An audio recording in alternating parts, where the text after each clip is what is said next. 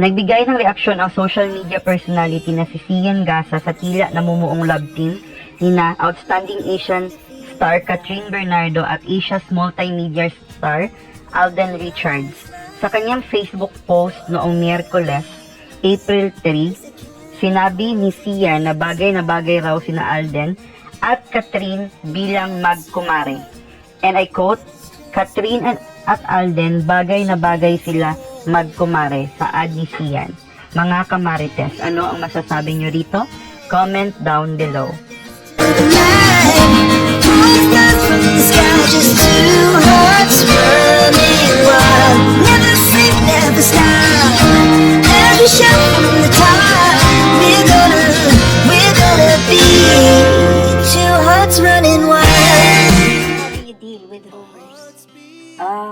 During Aldab, Ang daming crazy rumors sa inyo. sobrang.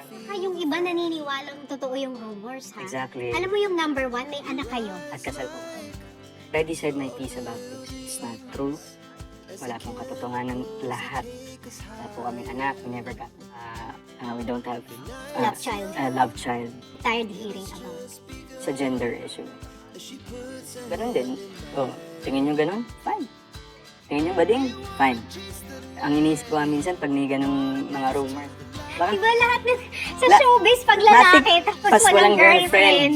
Kasi ganito siya. yan. Then, people sa gender na mga kalalakihan sa industriya natin. Andali. Just because of Good day, everyone. So, before tayo mag-start sa ating reaction video, sa topic natin ngayon, is magpapasalamat tayo sa ating mga subscribers and followers. Sa ating Facebook account, meron na tayong 51,000 followers, and sa ating YouTube channel, meron na tayong 1.27,000 followers. Maraming salamat po sa inyong lahat sa patuloy na pagtangkilik at pagsuporta sa akin at pagkikinig sa aking mga nonsense.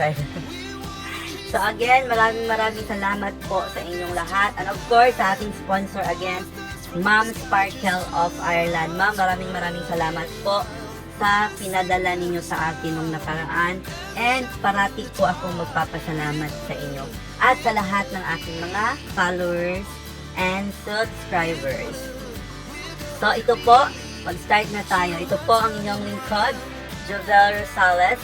Ano pa nga ba ang inyong isinusulsol sa akin? Marites nyo na.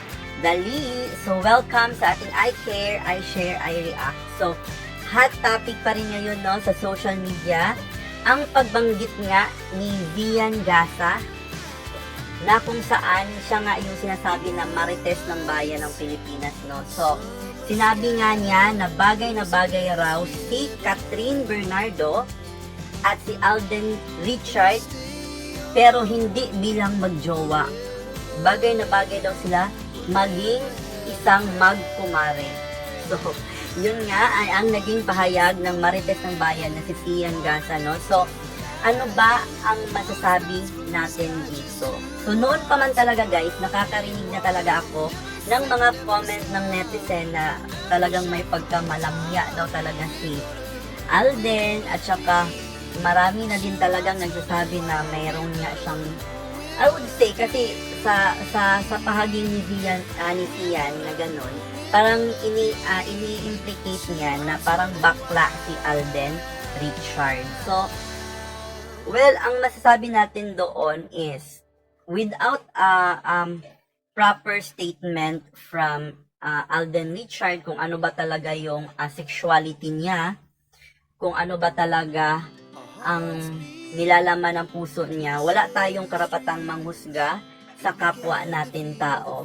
Let's always respect others' decision in life, kung ano yung gusto nila sa buhay nila at kung ano yung mga desisyon nila sa buhay nila.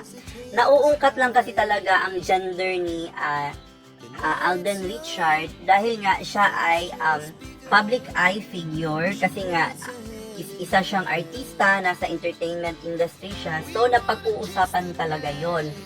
Kasi nga, given na din sa for how many years na natambal din siya kay Maine Mendoza nga, wala din akong narinig ha, ito lang ha, ano ko lang naman, wala akong narinig na may niligawan siya no? Or meron siyang niligawan aside from Maine Mendoza kasi nga tini-team up sila noon dahil sa Aldab. Pero wala talaga akong narinig na may niligawan siya or ganyan-ganyan. So, yun lang ang ano ko guys, masasabi ko. And if kung totoo man ha, ito lang ha sa akin lang opinion, if kung totoo man na member siya ng LGBTQ plus community, which is I am coming from as well, at maraming kababayan natin na galing sa komunidad na ito. So, marunong tayong rumispeto sa desisyon at kagustuhan ng mga tao sa sexual orientation nila and sexual preference. Hindi dapat nating husgahan sila kung ano yung nagugustuhan nila. So, remember guys na marami ding mga na member sa LGBT na marami ding nagkaanak, meron ding mga nagkaapo na nga yung iba. So, we cannot judge the decision of someone's based on their gender identity and preference. So, yun lang ang masasabi ko, no? Medyo mahaba-haba talaga yung pag-explain natin. So, again, this is I Care, I Share, I React. So, before muna ako pala magpaalam sa inyo dyan. So, again, maraming salamat sa ating Facebook profile. Meron na tayong 51,000 followers.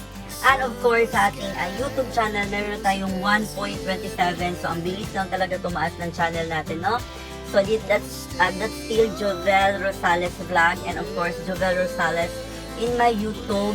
And of course, in my Facebook profile. So, yun lang ang masasabi natin sa topic na ito. This is I Care, I Share, I React. All the stars from the sky, just two hearts running wild. Never sleep, never the sky.